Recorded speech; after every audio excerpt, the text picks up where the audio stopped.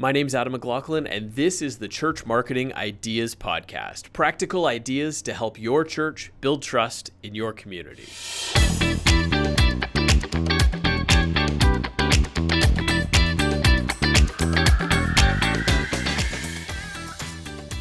Welcome to episode 5 of the Church Marketing Ideas Podcast. Today's guest is Barbara Carneiro, and I know you're going to love hearing from her about not chasing every shiny new object and looking forward to building a document called a tool shed that you can put all the tools that you use so you can keep track of how much you're spending every month and when and to explore new ideas and when to cut back and just focus on what you need to get done.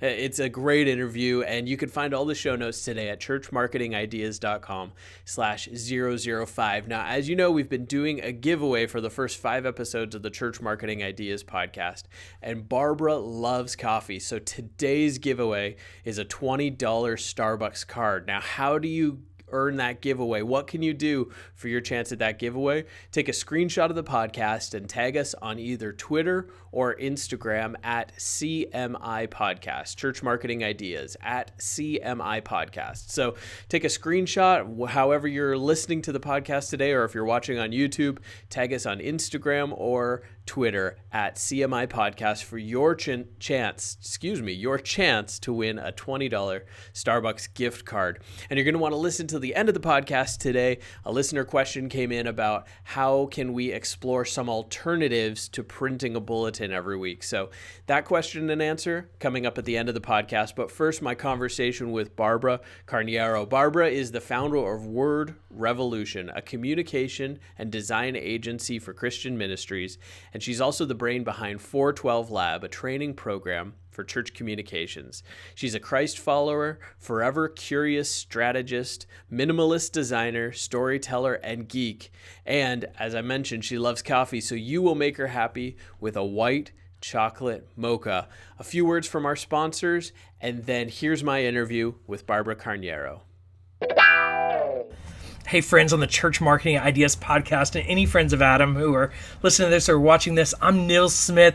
I'm a consultant, author, speaker. I do all kinds of things. I was a pastor for many years. Social media pastor actually was my job title.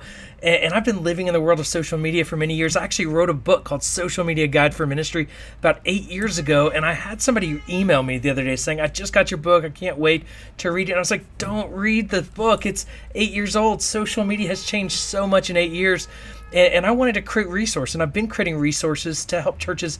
I believe, though, I've just created the best resource to help churches grow with social media. And I'm talking about grow numerically and spiritually.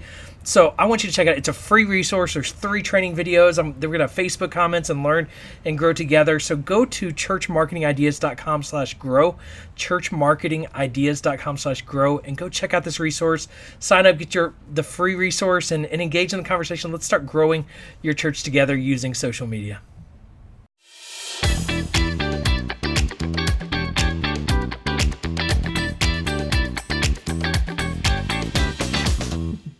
Barbara, thank you so much for hanging out with me today. You're welcome. It's always a pleasure. I know we just have so much fun together, and we might actually talk about important things, or we might just hang out and let people hear what that's like. I know. Because we have so much fun when we get to chat. Yeah, that's true. Today, I'm excited to be chatting with you about how do we keep our focus and not chase the shiny new objects, because there is always something new showing up on our plates, whether that's a communication strategy or a new idea or implementing a new social media channel or a new project management tool. And so first, before we dig into all of that stuff, I'd like it if you could tell us just a little bit about your experience and how you help yourself not jump on shiny new objects all the time. Well, I guess I'm a recovering shiny object, addict, if you want to call it that way. I'm an accidental church communicator, so I kind of inherited the hat without knowing it was a thing. And the minute you see it, you're just like, oh, I'm updating the website. Oh, I'm creating the bulletin. Oh, and so that takes you into this journey of looking for solutions and tools and, just help you streamline what you're doing. And don't Google stuff because you're going to find so much, right? And I have many of those moments of just saying to myself, just don't Google it. don't Google it. Don't Google it, because you're going to find it. If you search, you're going to find it. And places like Product Hunt alone, all you need to do is type one keyword, and it's going to bring up a bunch of most of them startups that can get us very distracted very easily. So that's one thing I had to cut soon enough, was like unsubscribe from their newsletters, because every day I would be like, whoa, there's all of these new tools that are coming up literally daily. So having the discipline for me is not easy. Just to say don't do it, it's not easy. I had to find a way around it. So for me, that had to be something greater than just, hitting myself in the head and saying, don't go touch it. But the more you say, don't touch it, what do you want to do? You want to touch it. You want to touch it. Yeah. So it had to be something beyond just a command to not go do it. So. Yeah, I hear you. And I think part of it, at least for me, is that I'll use a tool and I'll really love the tool, but it doesn't do that one thing I want it to do, right? And so then I go looking for a new tool that does everything my current tool does, plus that one new thing.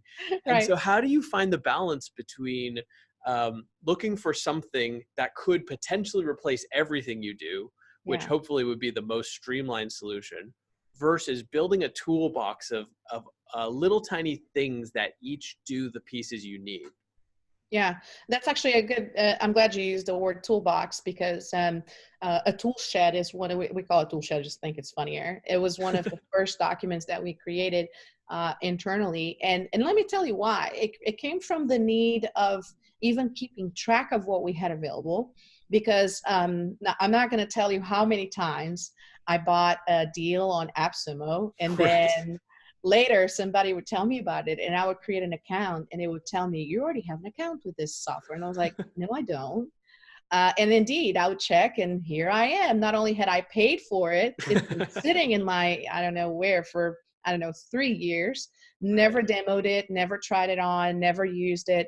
And so I recognized, okay, I'm wasting time going through these feature lists and, trying to understand these tools. I don't know how many times, because I forget that I actually have tested it out in the past, or whatever the reason was. So let me back up just a little bit, because for me, the core of what I want to share with you today is people over process, process over tools. So we always start with people. The second is process, and the third one is the tool. And the way that this plays out is very easy. First, you need to know how many people you have available to do what, right? Because I can have, you just mentioned the idea of, one piece of software that does it all versus 2 or 3 pieces of software. But who are the people using them? The super powerful one may be so complex that my team may not be able, or the volunteer that is assigned to that tool may have like this huge learning curve. So maybe it's better to have 2 simpler tools instead of this one big complex, platform.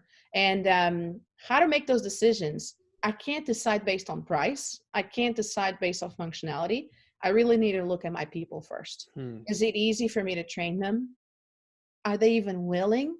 And sometimes, the time that it takes for you to get buy-in from people is enough for you to say, whatever, let's just go back to the simple, so pen and paper.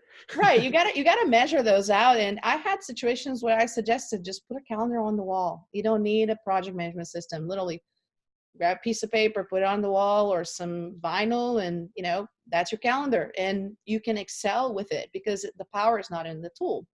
And so the first step is to assess, I guess, or create an inventory of who do you have available, because only then you can decide what else to do after that. So maybe you only have yourself, and that makes it easier for you to make decisions because you know how much you can handle, how savvy you are, how much time you have to invest in learning new tools. But I'm pretty sure you're going to have at least one volunteer. Hopefully you do, because if you don't, then you probably have a different problem, which is you're not delegating, right?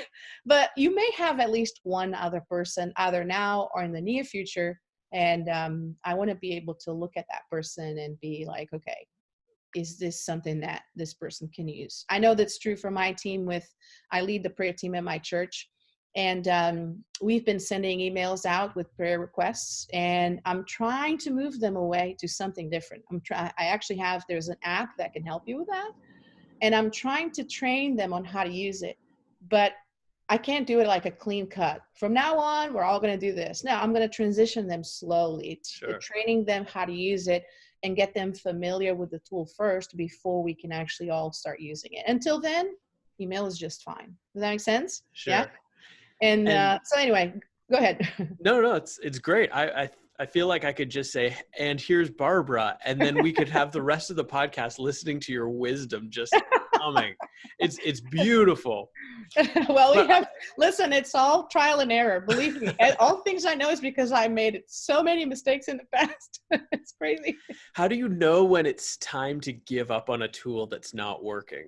Mm-hmm. Because sometimes in my world, you know, you and I were, it wasn't you, it was me struggling to get Zoom going so we could do this podcast interview. And I come across sometimes as technologically savvy, and that's not me at all. So sometimes I hold on to a tool for so long just because I refuse to try something else, or I would rather just not go through the hassle. When do you know it is time to chase that new and shiny? Yeah. So, you know, again, it starts with your people, but then the second step of it is going to be your processes. So what are you currently doing? Like, what does your normal day look like? Are those processes outlined? So let's say, for example, just social media alone. Okay. I have, let's say, content that comes from the sermon series, from the sermon from that day, those little, you know, pieces that I want to use in social media, those need to eventually become images or videos, and those eventually need to be scheduled. So I'm going to use a specific process to get this done. That means I need to listen to the sermon, collect that information, design them or create videos out of it, and then from there, schedule it. So that means in this process, what is, how can I streamline it so I'm not constantly wasting time? Okay, so the first thing that we try to do is we have somebody listening to the sermon and is just typing in those tidbits. So that person is actually not even creating any design. That person is just looking for those little pieces and bits here and there. And that can be any volunteer, anybody. Just tell them, hey, listen to the sermon and write down things that are short. I mean, think tweet kind of materials, things that are short, and just write them down. That's all. So that's one person's task. And in that process, they don't need anything. They can just use, you know, whatever tool, like, I don't know, Google Drive, you name it, right? But then let's go to the design. Okay, so all of these things are created, and there will be another person that will be able to, and by the way, this could be the same person. I would just recommend, like, don't try to design as you're getting the information from the sermon. Separate the tasks so it's easier. So once the design is done, the text is available, start designing. So here you can see, okay, well, I can use Canva for, I don't know, anything that is graphic.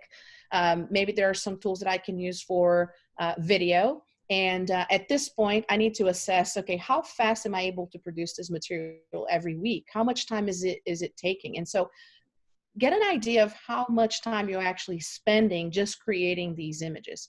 Is there a way for me to then expedite it? I know, for example, you're launching a service to have videos done from your sermon. So maybe instead of spending, I don't know, 8 hours, 5 hours trying to figure out a video software, it's probably going to be easier for you to outsource it. So there will be pieces where you're even going to see the time spent and the money spent is not worth it. And sometimes we forget, we think that, oh, it's just time, it's just my time, 8 hours. Well, somebody's paying for those 8 hours. Right. Right. So somebody is paying for that. And if nobody is, your family will be, your health may be. So looking at those things, I need to see if I just observe my workload on a given week, I'm hoping that you have an idea where your time is going. And so one thing we do is look at, just take 1 week as an example. And as you're doing tasks, you write them down and you see, okay, hold on, I'm spending a solid 20 hours a week just on social media. What can I do? Is there a tool that can automate what I'm doing better than the one that I'm using? Do I need to outsource it? Do I need to delegate it? Or do I just need to stop doing this altogether? Sometimes we're stuck in tasks that are bringing no return, right? Right. But here's how I normally notice. I start to get upset or frustrated with the piece of software that I'm using far more than I normally would.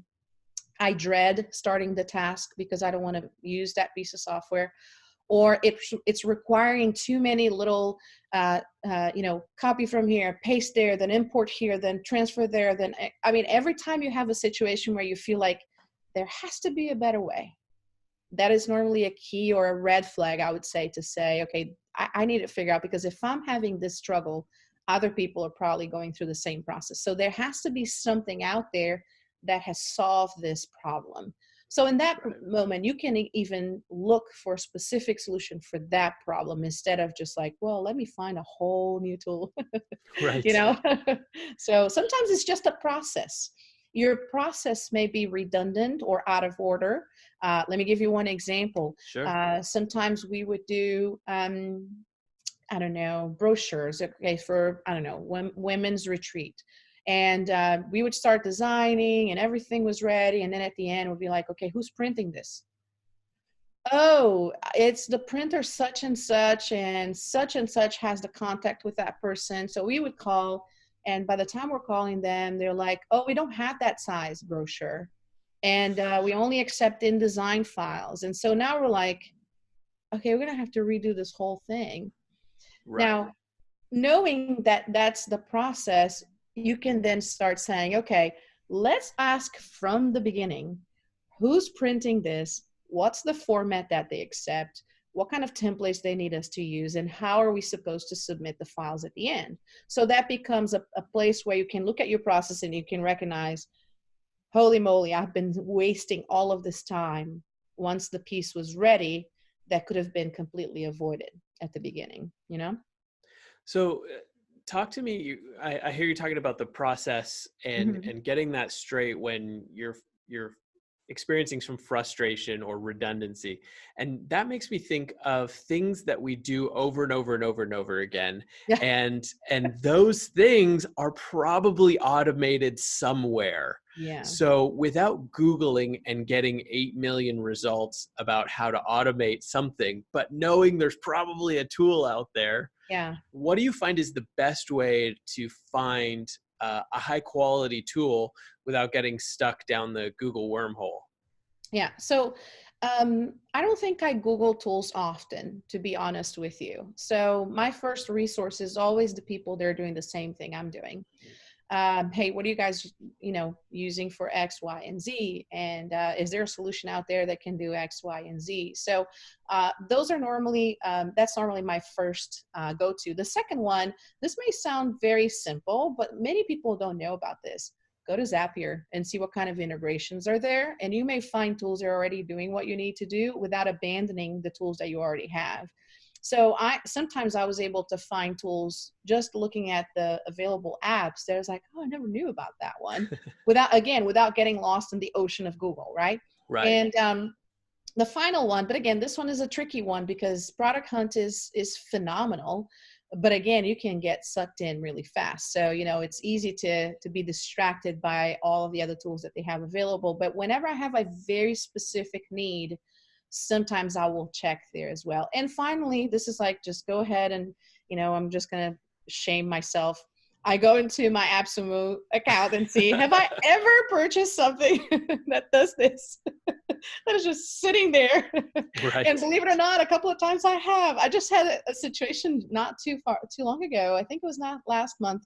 And we needed to do reporting for social media. And I was like, I don't even know where to start to find a tool that fits my needs. And, I went into my AppSumo account. That was Watergraph.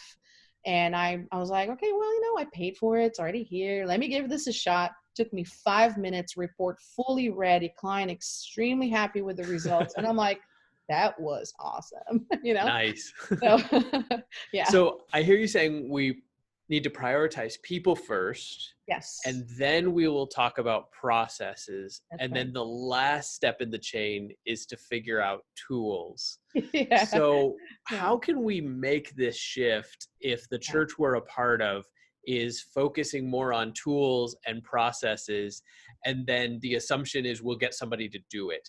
How can we help our culture change to focus Right. on people? Right. So, people is a resource just as much as money is. And people, money, time, like these are resources that sometimes we don't value as much as we value money. But here's the thing, like time doesn't go back. You can't go back. You can't get more of. We all have the same amount. And your people will burn out. Your people will feel, and people are messy. Let's be honest. When there's no vision, you don't know where to go. I mean, it's even in the Bible, right? Man with no vision will perish. So you see that when there's no vision casting, these are literally just people, I don't know, sitting around waiting for somebody to give them a task that they don't own, a task that they don't feel like they have any, worth as far as executing that task. So Right. how can we shift? It's very, very easy. I mean, for me, sometimes the main question that I have to ask all the time is, who do I have available? And what are the skills and talents that they currently have, like right now? Because we can leverage those right now more than I can leverage a tool. And if you try to impose a tool on somebody, chances are you're going to have that person feel, my voice is not heard, or they don't care about my opinion. And again, I believe there are times where tools have to be, you have to cast vision for things that will be better over time, so I wouldn't suggest people using Publisher nowadays anymore, for example. I think there are even basic tools that are far better, that don't require a crazy level of savviness when it comes to computers. So Right. I would say there are tools that it's time for us to move on. But I wouldn't impose a tool on somebody just for the sake of imposing that tool. So if there is resistance, I think there's more value in training and teaching and casting vision than there is in simply saying, we're going to do this because this is the best tool that we have found for this task. So people have to come first. We just need to follow the example of Jesus. He did it. We need to do it as well. And I know it sounds super like, okay, now I'm just going to go back into the Jesus mode and tell you what he did, and we need to do the same thing. But it's, his model works. Mm-hmm. And he was always paying attention to how people reacted and related. And so your people will be your best asset. And by the way, you are one of them. So picking a tool that other churches are using just because other churches are using at the expense of a crazy amount of time that you're going to spend trying to learn it may not be the best option either. So we got to be wise, at the end of the day, it's your time that you're wasting. It's your family time that you may have to let go of to learn this very complex high-end tool that may never do anything for your church. So speaking of complex tools that may never do anything for our church, what about the newest and latest social media channel? Don't we have to be there? There's people there. We have to be there. Help me understand, Barbara. Help me understand this. Yeah. So I think that many times I talk to my clients and they look at me funny. They're like, you're supposed to be selling me stuff, and you're telling me not to do it. And very often you're going to hear me saying, run lean. You need to run lean. Operate with what you need to operate with, and add something when it adds value. Don't add it just for the sake of having another new toy. Why? Because not only are you going to get distracted from, the ones that you actually need to use. I mean, how many of us have seen that with the spoiled kids, right? They have way too many toys. They don't play with any. Right. Same thing with church communicators and church marketers. We have way too many tools to play with. We end up not mastering any. So I think there's greater value in you being able to master, I don't know, MailChimp and PCO and Facebook and never looking at any other thing than for you to have this crazy amount of time spent in 20 tools every week. Like I was saying at the beginning, like I always recommend churches creating a tool shed.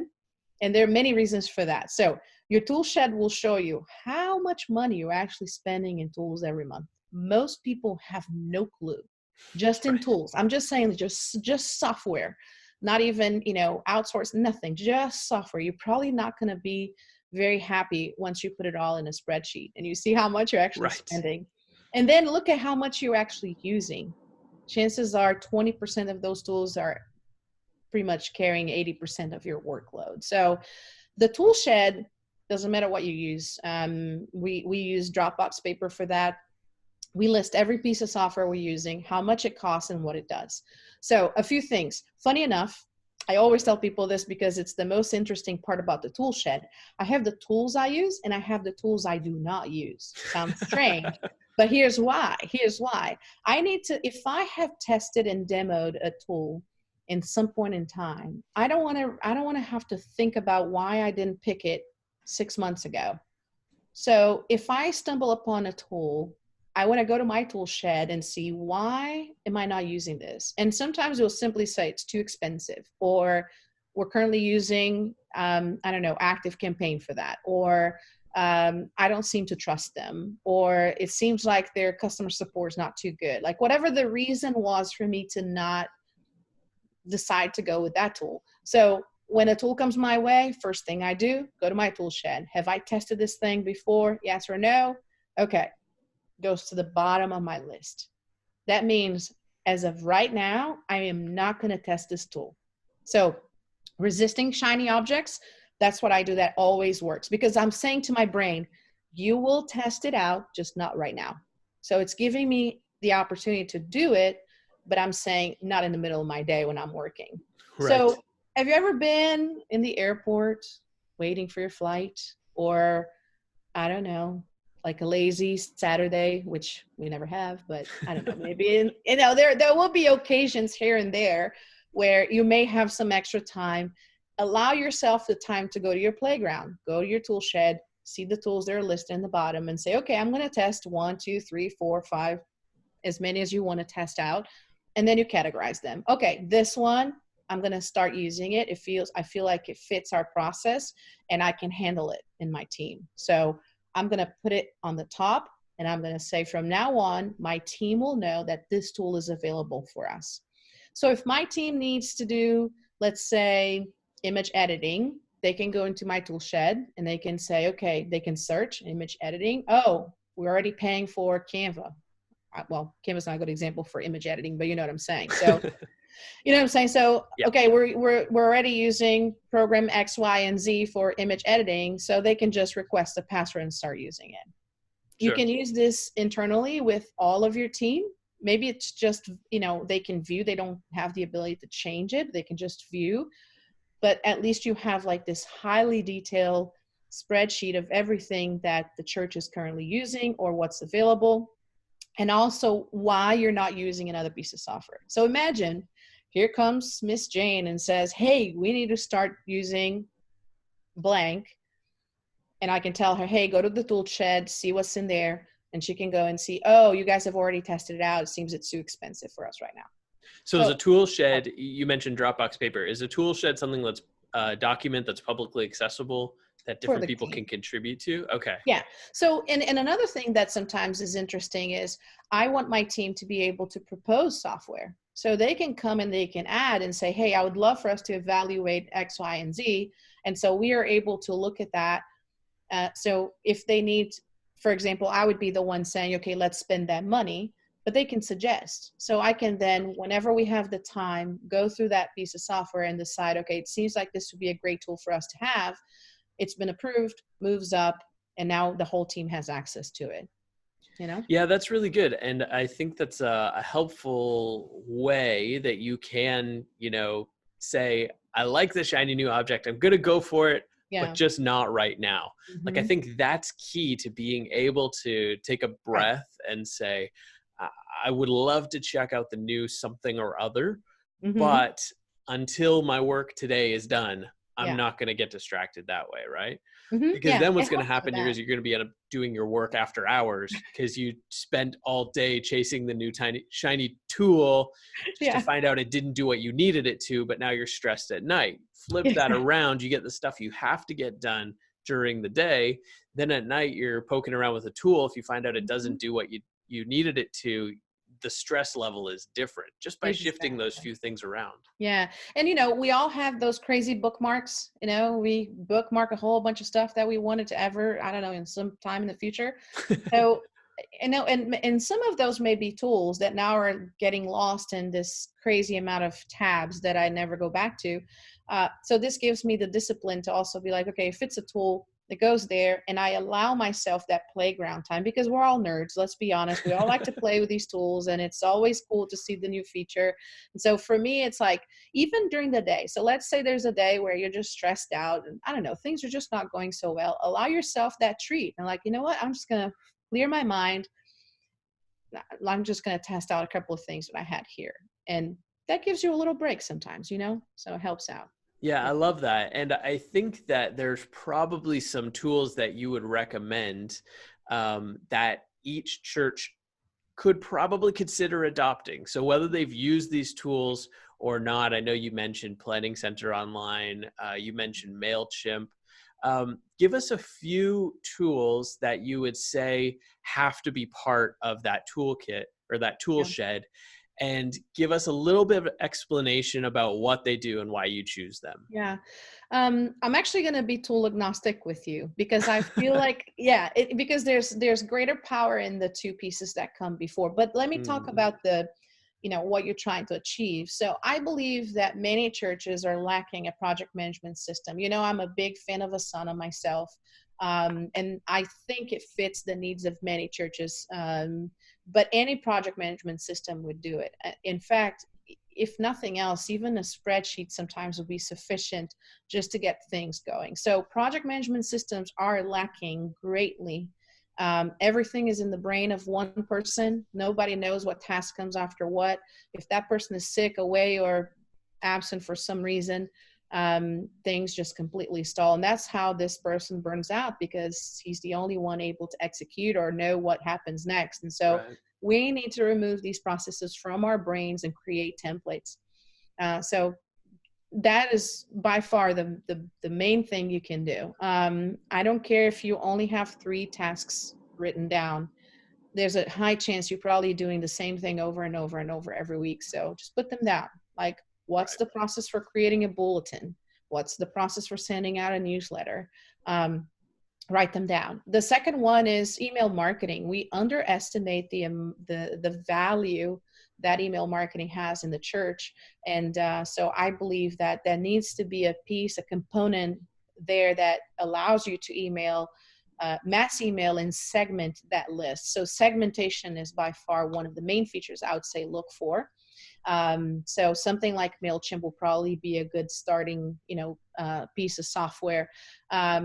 I wouldn't say I'm like the biggest MailChimp fan, because that little monkey, when it's sweating, by the time I'm about to press that button, it always makes me fun. I'm like, okay, I don't know if I want to press it now. You're making me so nervous right now. But joke aside, it's simple enough. It's easy to use. But you can go in any other direction. There are many tools out there, but segmentation will probably be a big, big piece.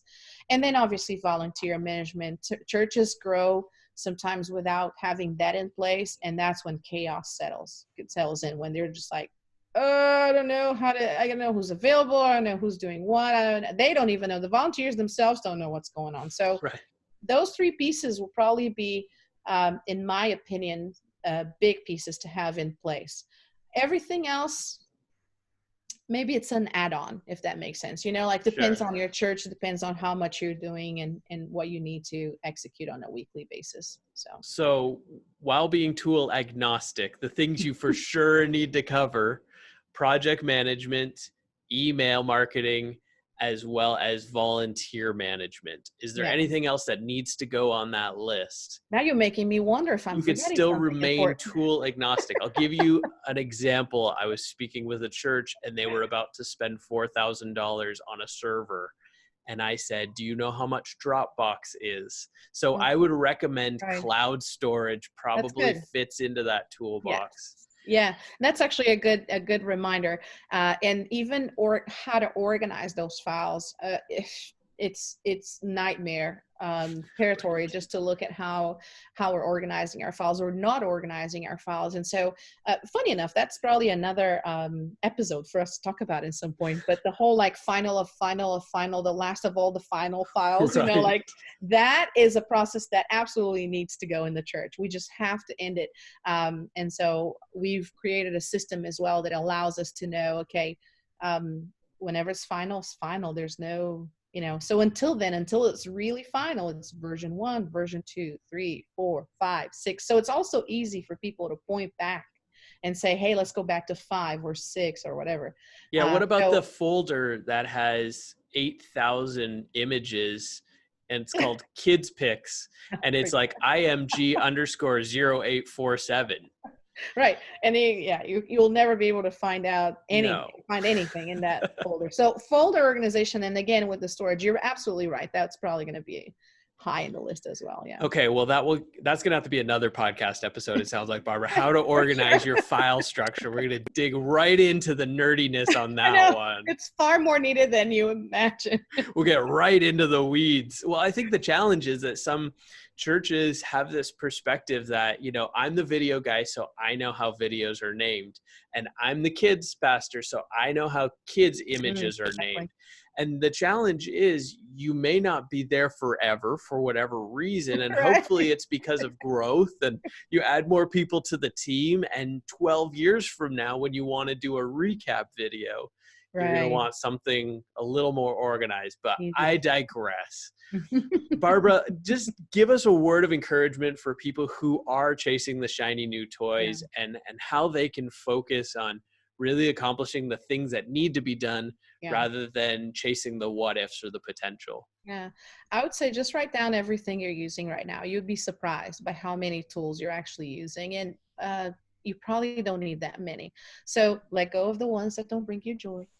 And just stick to the ones that are actually moving the needle. So again, there's a place, and I think having the tool shed allows you that playground, because I think it's good to have, even if you never use those tools. That we all like to play with technology. So allow yourself that playground, but then be efficient in what you're using and why. So look at them with objective eyes. I'm spending all this money in software every month. What is it achieving? So. Well, first thing I'm going to do when we're done this call is start my own tool shed document and share it with my team, and they'll either love me for it or I'll blame Barbara. But I can see it being a really good thing and really helping focus. And again, I go back to that idea that you get to say, I'm not ignoring the potential of that tool. It's just not for right now. Exactly. And I think that creates a focus. Barbara, thank you so much for hanging out with me on the podcast today. Yeah. If people want to learn more about you and also tell us a little bit about 412 Labs while we're here, how can they get all that information? Yeah, so, what I told you about today is actually one of the modules that we learned together. So helping church communicators go from being accidental to excelling at what they do. The program is called 412 Lab. And if you go to 412lab.com, so that's 412lab.com, then you will see pretty much all of the curriculum. It is not an online course in the traditional sense of the word. We actually run together in cohorts. So there'll be a mentor assigned to your group. We go together as a group. We learn together. There's a lot of community involved in it. And there's accountability. So we'll get you to decide to, on something that you're going to do, and then keep you accountable to executing it. And listen, the people that have graduated, they're still sending us notes of things they've been able to do and buy-in they've been getting from leadership and how things have changed over time. So just head on to the website and sign up. Yeah. I love it. Now, if somebody wants to track you down personally, what's your favorite go-to social media channel? Man, I know it's not the gram. What's your address? I know it's not the Instagram. Can't track me now. I actually use Instagram quite a lot for my clients, but not for myself. I don't know why. I don't know. Okay. Let me tell you. I know why. They don't let me know who people are.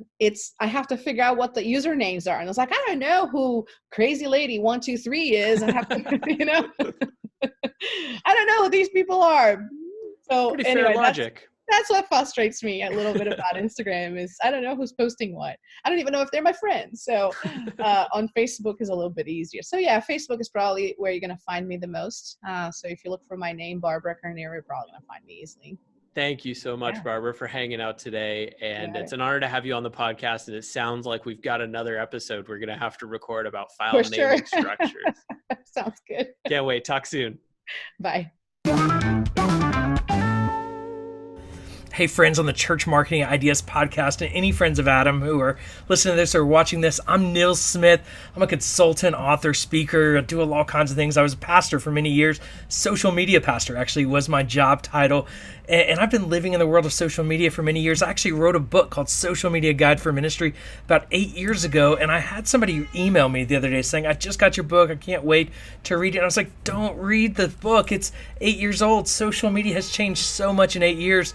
And I wanted to create resources, and I've been creating resources to help churches. I believe, though, I've just created the best resource to help churches grow with social media. And I'm talking about grow numerically and spiritually. So I want you to check it out. It's a free resource. There's 3 training videos. We're going to have Facebook comments and learn and grow together. So go to churchmarketingideas.com/grow, churchmarketingideas.com/grow, and go check out this resource. Sign up, get the free resource, and engage in the conversation. Let's start growing your church together using social media.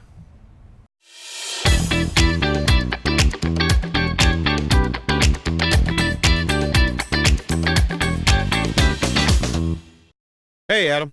We have a bulletin, and we know some people read it because they point out the typos, but making the bulletin takes a lot of time, and we're trying to figure out if it's worth the effort, or if you have ideas on alternatives that take less time and fewer printing costs. Thanks.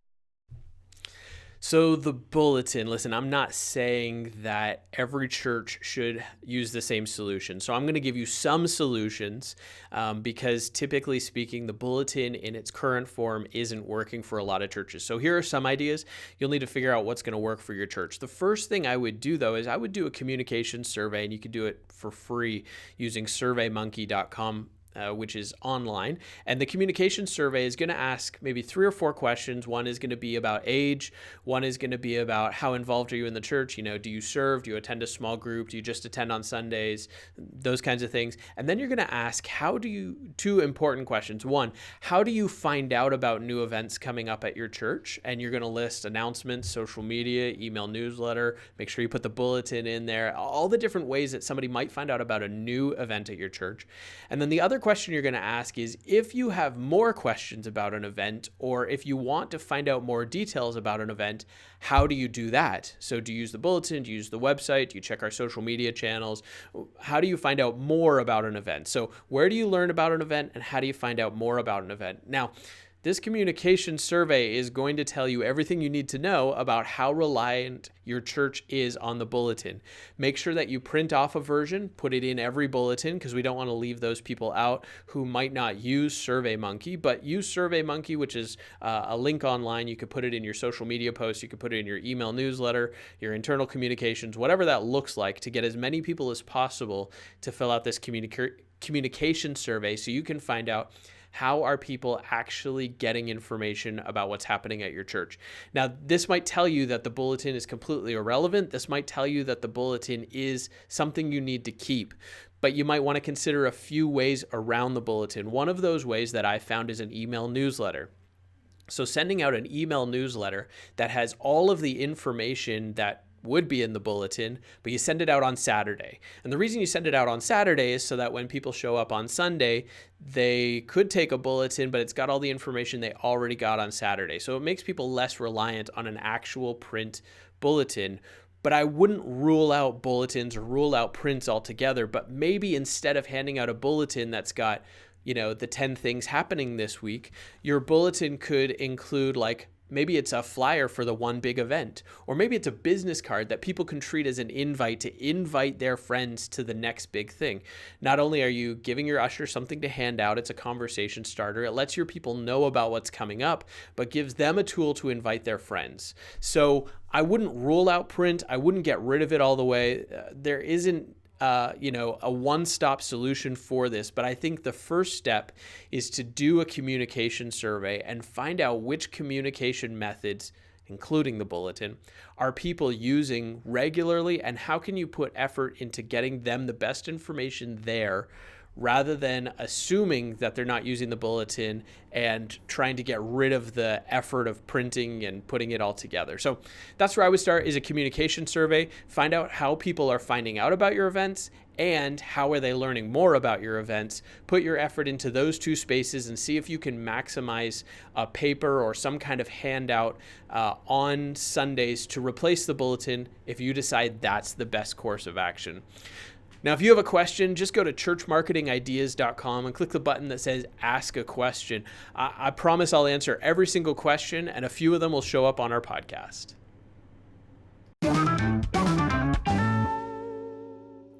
Coming up on the next episode. Communication used to be viewed as just as a promotional marketing thing for what you wanted from people. Now, communication is at the heart of everything that we do. So again, using the Best Buy example, if I go there and I have it and they don't greet me or connect with me, or I go there and the signage is all wrong, and where I wanted to get those, headphones that said that was over here, but it really was somewhere else, that communicates just as much as the product or anything. Like, that is communication. Right. So everything plays a role into that, because there's a message at the end of that communication. There's a purpose behind it. There's a next step.